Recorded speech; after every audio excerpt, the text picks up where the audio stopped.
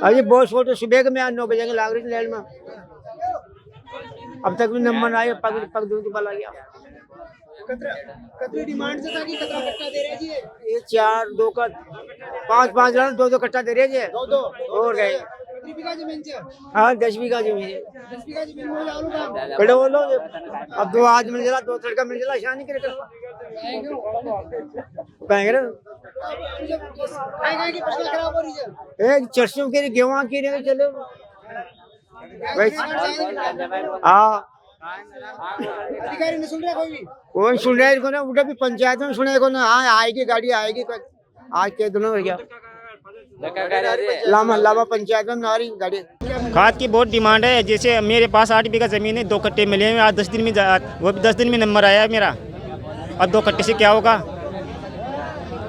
आके बैठ गए थे? कब से आ रहे हैं? मैं यहाँ 4 बजे आके बैठ गया था। मेरे से पहले यहाँ लोग बैठे हुए थे अलाव जला के। इस सर्दी के अंदर समस्या हो रही है? सर्दी के अंदर समस्या नहीं हो रही कि समस्या तो बहुत है। फसलों की क्या स्थिति है? फसलों नष्ट होने कगार पर है। अगर यूरिया नहीं मिला फसल कैसी होगी? गेहूँ है, सरसों है, जौ है।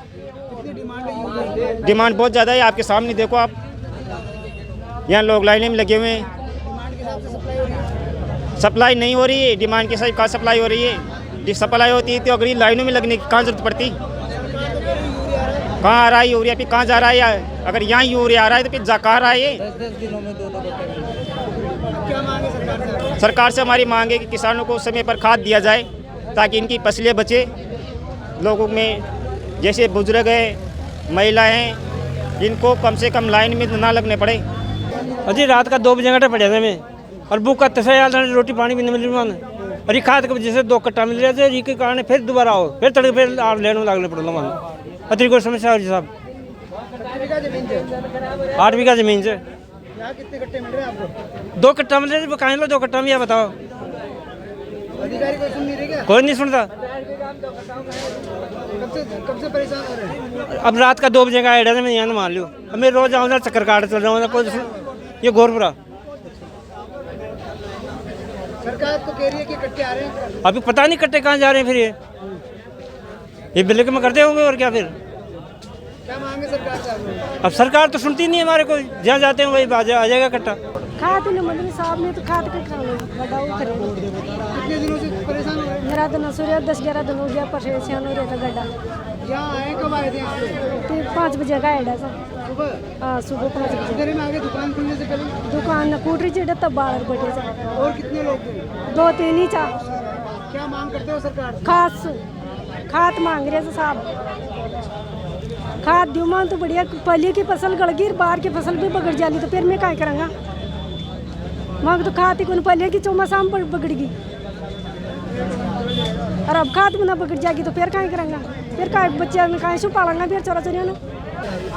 टोंक जिले में अधिकारी ऑफिसों में बैठे बैठे ही खाद की आपूर्ति की बातें करते रहते हैं और जो राजस्थान सरकार से हमारा हक का यूरिया मंगवाना था वो नहीं मंगवा पा रहे हैं। और यहाँ पे अभी इतनी मारामारी और अभी तो बिशलपुर की नहर का छोड़ना बाकी है। उसकी तारीख डिसाइड होते ही लोगों को पानी की अपनी जिनसों को जो 40 से 45 दिवस की हो गई उनको यूरिया की आवश्यकता होगी। तो ये अभी और ये लोगों की किसानों की लाइनें और बढ़ेगी। आपूर्ति के ऊपर हमारे अधिकारियों को ध्यान देना चाहिए और कलेक्टर को तो मौके वहाँ जाके बैठ जाना चाहिए कि किसानों की हमारी लाइन और लॉ एंड ऑर्डर खराब नहीं हो। तो यहाँ भी कालाबाजारी भी रुक नहीं रही है। मैंने खुद ने ही कालाबाजारी का भंडाफोड़ किया था मगर उस दुकानदार का लाइसेंस निलंबित अब तक भी नहीं हुआ। 15 दिवस निकल गए।